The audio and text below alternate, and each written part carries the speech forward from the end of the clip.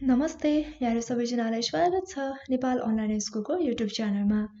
र नेपाल अष्टमी सहायक द्वितीयको दोस्रो चरणको लिखित परीक्षा जुन अर्थशास्त्रबाट रहेको छ र हामी चाहिँ आज च्याप्टर नम्बर 5 मा चाहिँ जुन challenges of economic development in नेपालसँग रिलेटेड विषयवस्तुलाई यो भिडियोमा डिस्कस गर्नेछौँ। त्यसैले अब आउनुहोस् आजको विषयवस्तु स्टार्ट गरौँ। हाम्रो टपिक भनेकै आज चाहिँ विशेष गरी के रहेको छ भन्दाखेरि challenges of economic development in Nepal, यससँग रिलेटेड विषयवस्तु सम्पूर्णले समेट्ने छौँ।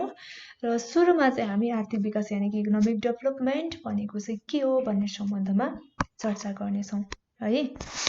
अब आर्थिक विकास भनेको चाहिँ सामान्यतया अरू धेरै उस्तै शब्दहरू चाहिँ हामीले कस्तो लाग्छ भन्दाखेरि आर्थिक वृद्धि भयो हैन, त्यसपछि आर्थिक कल्याण भयो, अनि सामाजिक न्याय र आर्थिक उन्नतिसँग चाहिँ प्रयोग भएको हुन्छ आर्थिक विकास भन्ने शब्द चाहिँ है। त्यसैले गर्दा आर्थिक विकासको कुनै स्पष्ट र शुद्ध परिभाषा दिन चाहिँ त्यति सजिलो चाहिँ छैन है। विभिन्न कुराहरूसँग जोडिएको हुन्छ, जुन चाहिँ प्रसङ्ग अनुसार पनि त्यसको परिभाषाहरू चाहिँ हामीले दिनुपर्ने हुन्छ। र आर्थिक विकास भनेको चाहिँ एक बहुआयामिक र परिवर्तनशील अवधारणा हो र यो कुनै पनि देशको जुन नागरिकहरूको चाहिँ आर्थिक उन्नतिसँग चाहिँ सम्बन्धित हुन्छ आर्थिक विकास भन्ने कुरा है। यसमा चाहिँ अब कृषि भयो, उद्योग, व्यापार, यातायात, सिँचाइ अनि सञ्चारका चाहिँ साधनहरू, त्यसपछि शक्ति साधनहरूको विकास आदिलाई चाहिँ समावेश गरिन्छ यो आर्थिक विकासमा है। र आर्थिक विकास भनेको चाहिँ अब के हो त भन्दाखेरि लामो अवधिसम्म जुन अर्थतन्त्रमा चाहिँ प्रति व्यक्ति वास्तविक आयमा चाहिँ वृद्धि हुने पनि हो भनेर हामीले बुझ्नुपर्छ है। र अर्थशास्त्रले चाहिँ सामान्यतः यो परिभाषाले सर्वमान्य रूपमा आफ्नो धारणामा चाहिँ राख्छन् र आर्थिक विकासलाई चाहिँ अब प्रति व्यक्ति वास्तविक आय अथवा उत्पादन भनेर चाहिँ परिभाषित गरेको छ है। र आर्थिक विकासलाई चाहिँ अब विभिन्न विद्वानहरूले चाहिँ कसरी परिभाषा गरिएको छन् त भन्ने सम्बन्धमा हामी हेरौँ। सुरुमा चाहिँ पहिलो परिभाषा भनेको प्रोफेसर बर्डनको रहेको छ। उनका अनुसार चाहिँ के हो त आर्थिक वृद्धि भनेको कुनै एक समयको अवधिमा भौतिक वस्तुहरूको प्रति व्यक्ति उत्पादनमा वृद्धि हुनु चाहिँ के हो त आर्थिक वृद्धि हो, आर्थिक विकास हो है। त्यसैगरी योकान एन्ड रिचर्डसनका अनुसार चाहिँ आर्थिक विकास भनेको के हो भन्दाखेरि आर्थिक विकास भनेको चाहिँ भौतिक कल्याणमा आएको दिगो र क्रमबद्ध सुधार जसलाई चाहिँ वस्तु र सेवाहरूमा बढिरहेको बहावमा चाहिँ परिवर्तित भएको सम्झिन सकिन्छ है आर्थिक विकास भनेको। अब यसरी आर्थिक विकास हुनका लागि चाहिँ वास्तविक राष्ट्रिय आम्दानीमा चाहिँ हुने जुन वृद्धिको परिणाम नतिजा है र त्यसपछि शुद्ध राष्ट्रिय उत्पादनमा चाहिँ दिगो वृद्धि पनि हुनुपर्छ। यसका साथसाथै गरिबीहरू घटाउने अनि धनी र गरिबहरू बीचको जुन खाडल ग्यापलाई चाहिँ कम गराउने कुरामा पनि समावेश गर्नुपर्छ। यो चाहिँ शिक्षा, स्वास्थ्य अनि दिगो विकास अनि वातावरणीय संरक्षणहरूसँग पनि सम्बन्धित हुन्छ यो आर्थिक विकास। अब जुन चाहिँ नेपाल भनेको चाहिँ एउटा अल्प विकसित देश पनि हो है। नेपालका अर्थतन्त्रको विशेषताहरू चाहिँ के हुन्छन् यस सम्बन्धमा हामी छलफल गर्नेछौँ। अब अल्प विकसित देशको विशेषता अथवा अल्प विकसित देश भनेको चाहिँ कस्तो हो भन्ने सम्बन्धमा पनि थोरै चर्चा गरौँ है। अब अल्प विकसित देश भनेको चाहिँ त्यस्तो एउटा देश हो जहाँ चाहिँ के हुन्छ प्रति व्यक्ति आय अथवा उनीहरूको आर्थिक स्तरहरू संसारका जुन विकसित देशहरूको तुलनामा चाहिँ अत्यन्तै कम हुन्छ अथवा गरिब हुन्छ है। अविकसित देशहरूको स्तर चाहिँ सतहमै हुन्छन्। र एउटा विकासोन्मुख देशमा चाहिँ मुख्य गरी प्राथमिकता चाहिँ उत्पादन हुन्छ र ती देशहरूमा चाहिँ जुन अब जनसङ्ख्या वृद्धि दरहरू उच्च हुन्छ हैन, त्यसपछि तिनीहरूसँग चाहिँ प्रयोगमा नआएका जुन प्राकृतिक साधनहरू चाहिँ प्रशस्तै हुन्छन्। र अल्प विकसित देशहरूमा चाहिँ अब कुन कुन देशहरू हुन सक्छन् भन्दाखेरि हाम्रो नेपाल पनि पर्दछ अल्प विकसित देशको रूपमा। नेपालको जुन अर्थतन्त्रका विशेषताहरू चाहिँ के रहेको छ त भन्ने सम्बन्धमा अब हामी चर्चा गर्नेछौँ है। अब अल्प विकसित देशका रूपमा नेपालको अर्थतन्त्रको विशेषताहरू के रहेको छ त। अब पहिलो विशेषता भनेको न्यून प्रति व्यक्ति आय, लो पर क्यापिटा इन्कम भनेको चाहिँ अब अल्प विकसित देशहरूमा जुन मानिसहरूको आयहरू अत्यन्त कम हुन्छ। यसले पनि यो चाहिँ नेपाल पनि अल्प विकसित देश भएकोले गर्दा नेपालको पनि पर क्यापिटा इन्कम चाहिँ एकदमै कम हुन्छ अथवा छ। त्यसै कारणले गर्दा चाहिँ यो नेपालको अर्थतन्त्रको विशेषता हो अल्प विकसित देशका रूपमा रहेको। अर्को भनेको चाहिँ गरिबी छ, पोभर्टी। अब धनी गरिबहरू बीचको जुन असमानता अथवा खाडलहरू बढ्दै गइरहेको अवस्था पनि रहेको छ है। गरिबहरूले गर्दा अब जनतामा चाहिँ ऋणहरू बढ्दो छ भने आधारभूत आवश्यकताहरूको जुन परिपूर्तिहरू समेत हुन सकिरहेको पाइँदैन र 14औं योजनाको सुरुवातकालीन समयावधिमा चाहिँ नेपालमा गरिबीहरूको रेखामुनि रहेको जनसङ्ख्याको प्रतिशत चाहिँ 14औं योजनामा चाहिँ 23% रहेको छ है। त्यसपछि अर्को छ कृषिमाथिको परनिर्भरता। यो पनि एउटा विशेषता हो। भनेको चाहिँ जुन धेरै जसो 81% जनताहरू चाहिँ म्याक्सिमम जनताहरू चाहिँ कृषिमा आधारित छन् पेसामा चाहिँ, र कृषिले चाहिँ अब जीडीपीको केही प्रतिशत भनेको जीडीपीमा पनि धेरै योगदान गरेको हुन्छ। त्यसैगरी दक्ष जनशक्ति, प्राविधिक ज्ञान एवं जुन पुँजीको अभावहरू साथसाथै नयाँ प्रविधि, उन्नत बिउ बिजन है, सिँचाइहरूको चाहिँ अभाव आदि जस्ता जुन विभिन्न कारणले गर्दा पनि कृषि क्षेत्रको उत्पादकतामा चाहिँ ज्यादै न्यून आइरहेको हुन्छ उत्पादन चाहिँ। त्यसैगरी पुँजीको अभाव रहेको छ, ल्याक अफ क्यापिटल। अब यसमा चाहिँ जुन नेपालीहरूको न्यून आम्दानी हुनु र आम्दानीको चाहिँ धेरै हिस्साहरू उपभोगमा चाहिँ खर्च हुने भएकोले गर्दा बचतको भाग चाहिँ एकदमै थोरै छ र ठुला लगानीका लागि चाहिँ जुन पुँजीहरूको अभाव भइकन वैदेशिक सहयोग एवं सहायतामा चाहिँ निर्भरता रहनु परेको छ है। अर्को विशेषता भनेको प्राकृतिक स्रोत र साधनहरूको चाहिँ विकास नहुनु।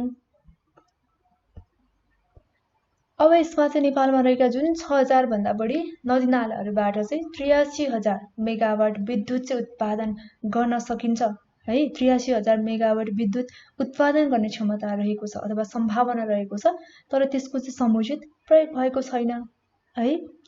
र अर्को भनेको चाहिँ अब विभिन्न प्रकारका जडीबुटीहरू, बाली, त्यसपछि वन सम्पदाहरूको चाहिँ संरक्षण र प्रयोग पनि पर्याप्त मात्रामा चाहिँ भएको पाइँदैन। त्यसैगरी नेपालमा चाहिँ विकासका पूर्वाधारहरू जस्तो कि पुँजी, यातायात, त्यसपछि प्रविधि, सक्षम जनशक्ति आदिको अभावले पनि यो प्रकृतिको स्रोत र साधनहरूको चाहिँ पूर्ण परिचालन उपभोग गर्न सकिरहेको अवस्था छैन। त्यसैले प्राकृतिक स्रोत र साधनहरूको विकास नहुनु पनि अर्को अल्प विकसित देशको रूपमा रहेको नेपालको चाहिँ विशेषता रहेको छ। अर्को विशेषता भनेको औद्योगिक पछौटेपन छ, इन्डस्ट्रियल ब्याकवर्ड।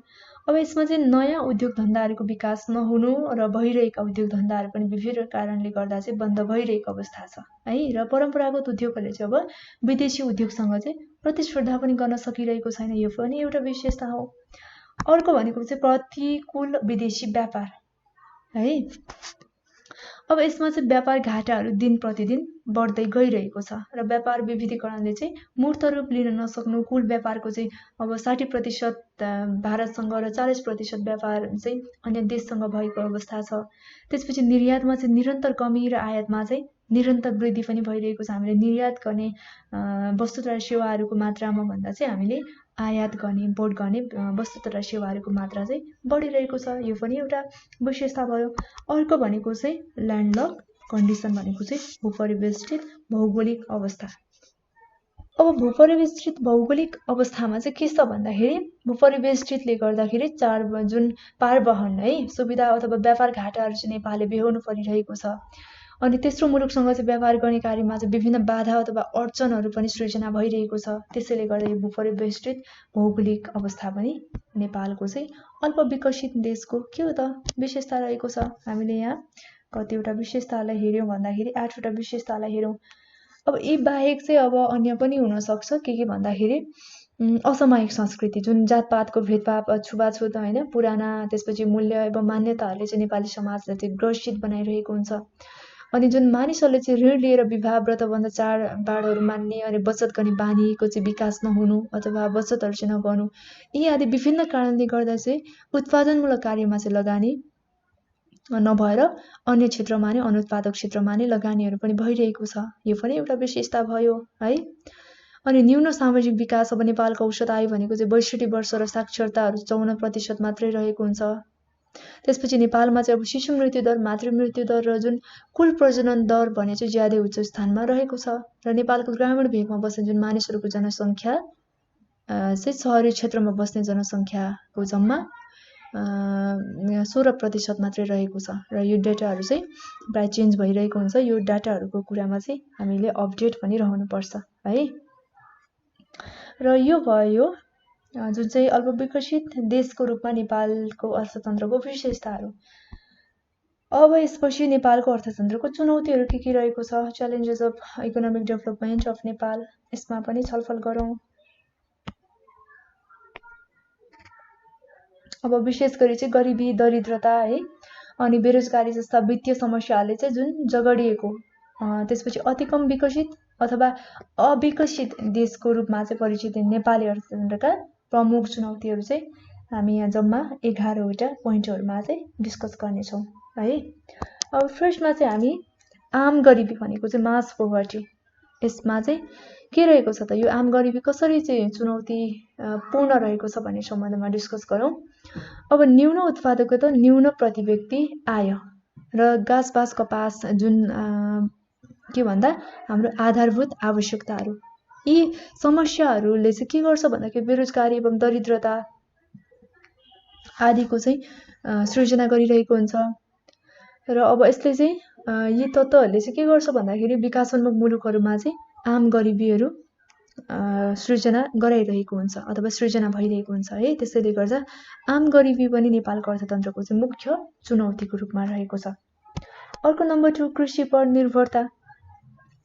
अब विकासोन्मुख मुलुकहरूमा चाहिँ 50 देखि 70% जनताहरू चाहिँ कृषिमा आश्रित रहने, जुन चाहिँ कृषिको चाहिँ योगदान चाहिँ नहुनु, अनि अर्को भनेको चाहिँ न्यून उत्पादकता हुनु है।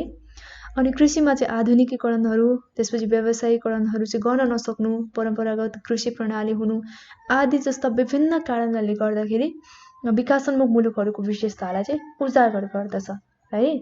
त्यसपछि अर्को भनेको चाहिँ प्राकृतिक सम्पदाको चाहिँ विकास गर्न नसक्नु रहेको छ।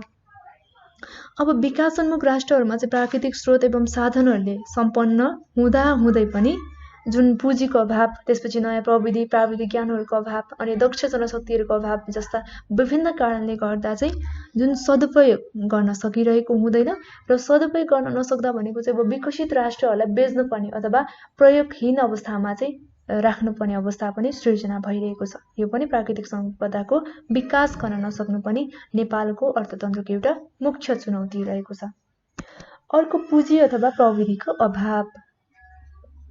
अब यो विकासोन्मुख मुलुकहरूको मुख्य समस्या भनेको नै पुँजी अथवा प्रविधिको अभाव हो है। यसमा चाहिँ अब यस्तो देशहरूमा जुन आम्दानीको रकमहरू उपभोगमा चाहिँ खर्च गरिने परिपाटीले चाहिँ बचतको दर चाहिँ एकदमै न्यून हुन जान्छ भने अर्कोतिर राज्यको आयमा पनि थोरै हुने भएकोले गर्दा पुँजीको अभाव चाहिँ सृजना हुन्छ र नयाँ प्रविधिमा लगानी गर्न नसकेपछि यो उत्पादनमा समेत नकारात्मक प्रभाव पार्छ। यो पनि एउटा अर्थतन्त्रको मुख्य चुनौतीको रूपमा खडा रहेको छ। अर्को भनेको बेरोजगार छ। अब औद्योगिक क्षेत्रको विकासहरू नहुनु, कृषिमा चाहिँ भर पर्ने, आधुनिकीकरणहरू नहुनु है, अनि कृषि मौसमहरूमा चाहिँ निर्भर रहनु आदि जस्ता जुन सिँचाइको अभावले गर्दा यी विभिन्न कारणहरूले गर्दा चाहिँ बेरोजगारीको दर चाहिँ बढिरहेको छ दिन प्रतिदिन। अब बेरोजगारी बढ्दै गएपछि के हुन्छ, गरिबीको मात्रा पनि वृद्धि हुन्छ। त्यसैले गर्दा यो बेरोजगार पनि नेपालको अर्थतन्त्रको मुख्य चुनौतीको रूपमा रहेको छ। अर्को छ गरिबीको दुष्चक्र। अब गरिबीको दुष्चक्रमा चाहिँ के हुन्छ भन्दा न्यून प्रति व्यक्ति आय अनि न्यून बचत अनि न्यून लगानी, त्यसै गरी न्यून उत्पादकता आदि कारणहरूले गर्दा चाहिँ गरिबीहरूको रेखा अथवा घेरामा चाहिँ निरन्तर वृद्धि भइरहेको हुन्छ है। त्यसपछि अर्को भनेको चाहिँ उद्योग एवं व्यवसायको विकास नहुनु। अब यस अन्तर्गत पुँजी, कच्चा पदार्थ, दक्ष जनशक्ति एवं प्राविधिक ज्ञानहरूको कमीले गर्दा विकासका कार्यमा चाहिँ गति लिन सकिरहेको पाइँदैन। आयातमुखी अर्थतन्त्र, ऊर्जा, कच्चा पदार्थहरूको अभाव आदि कारणले गर्दा चाहिँ विकासोन्मुख मुलुकहरूमा जुन उद्योग एवं व्यवसायको विकास चाहिँ भएको पाइँदैन है। यो उद्योग एवं व्यवसायको विकास नहुनु पनि नेपालको अर्थतन्त्रको मुख्य चुनौतीको रूपमा रहेको छ। अर्को छ व्यापार घाटा, डेफिसिट ब्यालेन्स अफ ट्रेड। अब व्यापार घाटामा चाहिँ जुन विकासोन्मुख देशमा निर्यातको तुलनामा हामीले निर्यात गर्ने वस्तु तथा सेवा सुविधाको तुलनामा चाहिँ आयात धेरै भएर चाहिँ व्यापार घाटा वृद्धि भइरहेको छ। नेपालको हकमा पनि यही नै भइरहेको छ।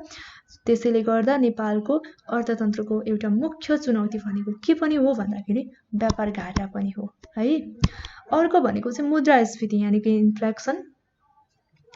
यसमा चाहिँ अब विकासोन्मुख मुलुकहरूको महत्त्वपूर्ण विशेषता हो यो चाहिँ है। र आर्थिक अथवा राष्ट्रिय आयको जुन वृद्धिको तुलनामा वस्तु र सेवाहरूको मूल्य बढ्न गई राष्ट्रलाई चाहिँ गरिबीको रेखा अथवा गरिबीको मार्गतर्फ चाहिँ डोर्याइरहेको हुन्छ यो पनि एउटा अर्थतन्त्रको मुख्य चुनौती भयो। अर्को छ उच्च जनसङ्ख्या वृद्धि। अब अशिक्षा, अज्ञानता अनि बेरोजगारी, रूढिवादी संस्कार अनि परम्परा आदि जस्ता विविध कारणले चाहिँ विकासोन्मुख मुलुकहरूमा जनसङ्ख्याको वृद्धि भइरहेको हुन्छ, जनसङ्ख्या वृद्धिको चाहिँ उच्च चाप रहेको हुन्छ। त्यसैले यो पनि के हो भन्दाखेरि नेपालको अर्थतन्त्रको मुख्य चुनौतीहरू रहेको छ। हामीले यहाँ मुख्य चुनौतीहरू जम्मा 11वटा चुनौतीहरूलाई हेरिसकेका छौँ है। अब यसपछि हामी आर्थिक विकासका निर्देशाङ्कहरू भनेको चाहिँ इन्डिकेटर्स अफ इकोनोमिक डेभलपमेन्टको बारेमा अध्ययन गरौँ है। हामीले अघिल्लो भिडियोमा चाहिँ म्याक्रो इकोनोमिक्सको इन्डिकेटर्सहरूलाई हेरिसकेका छौँ। ती इन्डिकेटर्सहरू यहाँ केही दोहोरिन्छन्, त्यसलाई चाहिँ हामी हेर्दैनौँ, बाँकीलाई चाहिँ हेर्नेछौँ यो भिडियोमा है। अब यहाँ भनेको चाहिँ एउटा पर क्यापिटा इन्कम दोहोरिन्छ, यो पनि एउटा आर्थिक विकासको निर्देशाङ्क हो है। अर्को कुल राष्ट्रिय आम्दानी ग्रोस नेसनल प्रोडक्ट, यो पनि हामीले अघिल्लो भिडियोमा नै हेरिसकेका छौँ, पर क्यापिटा इन्कम पनि हेरिसकेका छौँ। त्यसैले अब अर्को हामी के हेर्छौँ भन्दाखेरि जीवन सूचीको भौतिक गुण physical quality of life index, यसलाई चाहिँ हेर्नेछौँ। अब यो जीवन सूचीको भौतिक गुण भनेको चाहिँ कस्तो हो भन्दाखेरि यो आर्थिक विकासको एउटा मुख्य निर्देशाङ्क हो। यसमा चाहिँ अब 3 तत्त्वहरूको मिश्रित सूची हो यो चाहिँ है। यस अन्तर्गत चाहिँ औसत उमेर अनि शिशु मृत्यु दर साक्षरता चाहिँ पर्दछ र यी 3 तत्त्वहरू प्रत्येकका लागि चाहिँ जुन मानहरू चाहिँ विभिन्न देशको सन्दर्भमा चाहिँ 1 देखि चाहिँ 100 सम्मको दरमा चाहिँ राखिएको हुन्छ र 3वटा सूचीहरूको जुन औसत निकालेर प्रत्येकलाई चाहिँ बराबर तौल दिएर तयार पारिएको जुन मिश्रित सूची हो है।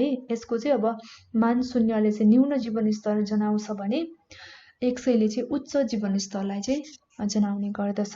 यो चाहिँ जीवन सूचीको चाहिँ भौतिक गुणको सम्बन्धमा भयो र जीवन सूचीको जुन भौतिक गुणको सम्बन्धमा चाहिँ जीवन सूचीको भौतिक गुणमा चाहिँ धेरै समस्याहरू चाहिँ पाउन सकिन्छ, जस्तै अब आम्दानी निर्देशाङ्कहरूलाई चाहिँ समावेश गर्दैन अनि वर्तमान कल्याणको बारेमा चाहिँ विचार गर्छ तर जुन भविष्यको कल्याणको बारेमा चाहिँ विचार गर्दैन। त्यसैले यो जीवन सूचीको भौतिक गुणलाई चाहिँ कुल राष्ट्रिय उत्पादनको सम्मिश्रणको रूपमा लिन सकिन्छ है। अब यसैगरी अर्को छ आधारभूत मानव आवश्यकताको सूची।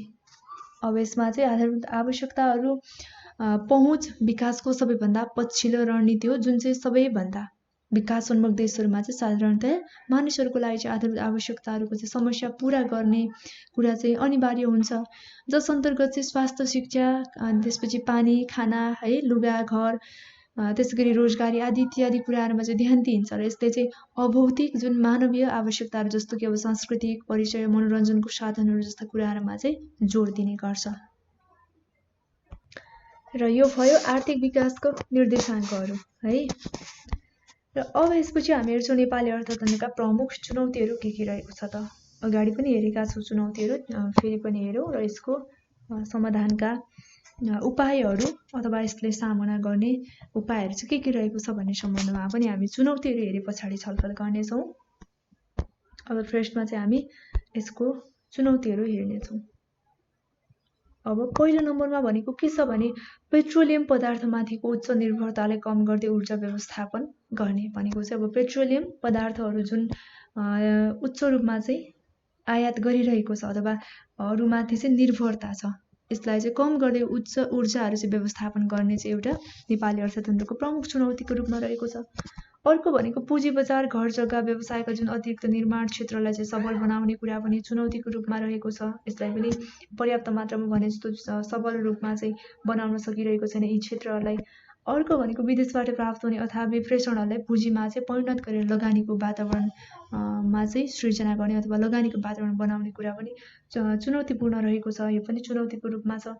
अर्को भनेको बैंक तथा वित्तीय संस्थाहरूको जुन सङ्ख्यात्मक भन्दा गुणात्मक विस्तारलाई चाहिँ ध्यान दिने अनि ग्रामीण क्षेत्रमा चाहिँ जनताको वित्तीय पहुँचहरू वृद्धि गर्न, यो पनि एउटा नेपाली अर्थतन्त्रको प्रमुख चुनौती हो, किनकि बैंक तथा वित्तीय संस्थाहरूको सङ्ख्याहरू दिन प्रतिदिन बढिरहेको अवस्थामा चाहिँ अब सङ्ख्यात्मकलाई चाहिँ भन्दाखेरि यो जुन सङ्ख्यात्मक भन्दाखेरि गुणात्मकलाई चाहिँ बढी ध्यान दिनु पर्यो, तर यो कुरा चाहिँ के छ, चुनौतीपूर्ण छ। त्यसैले अब ग्रामीण क्षेत्रमा चाहिँ जनताको वित्तीय पहुँचहरू वृद्धि गर्नका लागि चाहिँ ग्रामीण स्तरमा चाहिँ बैंक तथा वित्तीय संस्थाहरूको चाहिँ सङ्ख्याहरू बढाउनु पर्यो अनि सर्वसाधारण जनताहरूमा चाहिँ ब्याङ्किङ पहुँचहरू पुर्याउनु पर्ने कुरा पनि के छ नेपाली अर्थतन्त्रको प्रमुख चुनौतीको रूपमा खडा रहेको छ। अर्को भनेको चाहिँ निरन्तर वृद्धि भइरहेको व्यापार घाटालाई कम गर्न पनि चुनौतीपूर्ण रहेको छ। यो चाहिँ के भयो नेपाली अर्थतन्त्रका प्रमुख चुनौतीहरू। अब यो चुनौतीहरू पश्चात चाहिँ यसलाई सामना गर्ने उपायहरू चाहिँ के रहेको छ यस बारेमा पनि छलफल गरौँ। नेपालको अर्थतन्त्रका चुनौतीहरू सामना अथवा समाधान गर्नुपर्ने उपायहरू के रहेको छ त। अब विभिन्न उपायहरूलाई हेर्ने क्रममा हामी फर्स्टमा चाहिँ हेरौँ, सरकारले निजी क्षेत्रलाई पूर्ण विश्वासमा लिएर चाहिँ उनीहरूलाई नीति संस्थागत र सञ्चालन पक्षमा चाहिँ सहभागिता गराउनु पर्यो है नेपालको अर्थतन्त्रका जुन चुनौतीहरूलाई चाहिँ फेस गर्नका लागि। त्यसपछि अर्को भनेको चाहिँ जलस्रोत, पर्यटन, कृषि जस्ता प्रमुख एवं सम्भाव्य र तुलनात्मक जुन लाभ अथवा प्रतिस्पर्धात्मक क्षमता भएका क्षेत्रहरूको चाहिँ पहिचान गर्नु पर्यो। पहिचान गरेपछि त्यसको विकास विस्तारका लागि चाहिँ के गर्नुपर्छ त्यस्तो रणनीतिहरू पनि तर्जुमा गर्नु पर्यो। त्यसपछि अर्को के छ, निश्चित अवधिका लागि चाहिँ औद्योगिक सुसम्बन्ध र औद्योगिक शान्तिहरू कायम गर्ने काम पनि गर्नु पर्यो। त्यसै गरी रोजगारीको सृजना गर्नुको साथसाथै मानव संसाधनको विकासमा ध्यान दिनु पर्यो। अनि स्वदेशी स्रोत जुन साधनहरूको चाहिँ अधिकतम उपयोग गरेर चाहिँ उत्पादन र उत्पादकतामा पनि वृद्धि गर्नु पर्यो। अब त्यसका साथसाथै जुन आर्थिक विकासमा चाहिँ एनआरएनको उचित सहभागिता चाहिँ गराउन आवश्यक क्षेत्रको पहिचान गर्नु पर्यो है। अनि जुन विप्रेषणको बढ्दो अप्रवाहलाई चाहिँ पुँजीमा बदली चाहिँ के गर्नु पर्यो, उत्पादनशील क्षेत्रहरूमा चाहिँ लगानी गर्नु पर्यो। अनि तत्काल लागू हुन सक्ने जुन औद्योगिक, घरेलु अथवा लघु उद्योग विकासलाई चाहिँ छुट्टै नीति ल्याउनु पर्यो यस सम्बन्धमा। अनि पुनर्स्थापना गर्न सकिने जुन उद्योगहरूलाई चाहिँ पहिचान गरेर पुनर्स्थापना गर्नु पर्यो। त्यसै गरी जुन रोजगारीको सृजना गर्नुको साथसाथै मानव संसाधनको विकासमा पनि ध्यान दिनु पर्यो। यति गर्न सकेको खण्डमा चाहिँ नेपालको अर्थतन्त्रका चुनौतीहरूलाई चाहिँ सामना र समाधान गर्न सकिन्छ। यो चाहिँ उपायहरू भयो। र आजको यो भिडियोमा चाहिँ हामीले challenges of economic development in Nepal यससँग सम्बन्धित विभिन्न विषयवस्तुको बारेमा छलफल गरिसकेका छौँ। र यो सँगसँगै आजको भिडियोमा चाहिँ हामीले छलफल गर्ने विषयवस्तुहरू चाहिँ यति नै। अर्को भिडियोमा अर्को नयाँ टपिकको साथमा उपस्थित हुनेछु। तपाईँ सम्पूर्णलाई धेरै धेरै धन्यवाद। हवस् त, नमस्ते।